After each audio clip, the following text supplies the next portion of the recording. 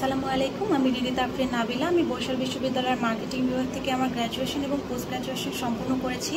সম্প্রতি আমি চিকিৎসা ফাউন্ডেশন বাংলাদেশের আয়োজনে সিপিএমএস অর্থাৎ clinical psychology and mental solution এই কোর্সটিতে অংশগ্রহণ করি। আমার রোল নাম্বার 072538।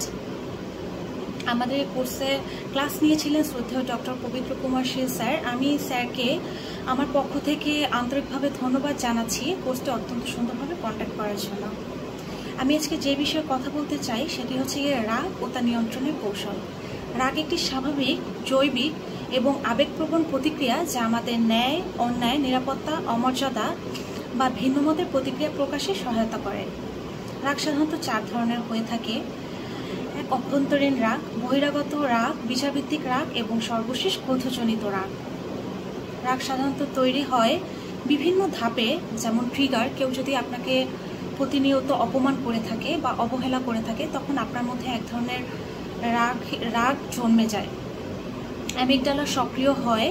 হরমোনাল রেসপন্স, শারীরিক প্রতিক্রিয়া যখন আপনার মধ্যে হবে রাগের কারণে, তখন আপনি দেখবেন আপনার উচ্চ রক্তচাপ বা আপনার রক্তচাপ বেড়ে যাচ্ছে বা বেশি টান বোধ করবেন আপনি। রাগ বেশি হওয়ার কারণে তখন আপনার এই ধরনের সমস্যা দেখা যেতে পারে।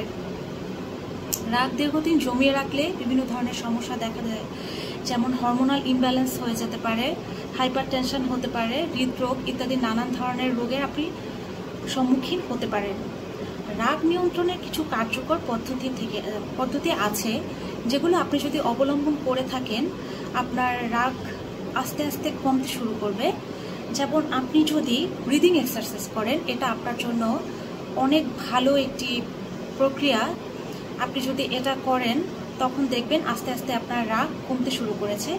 আরেকটি আছে ফিজিক্যাল এক্সারসাইজ। আপনি একটি সুস্থ মানুষের জন্য দৈনিক physical exercise must be needed.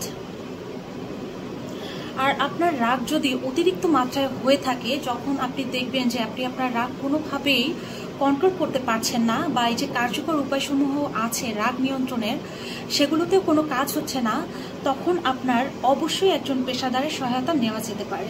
ধন্যবাদ।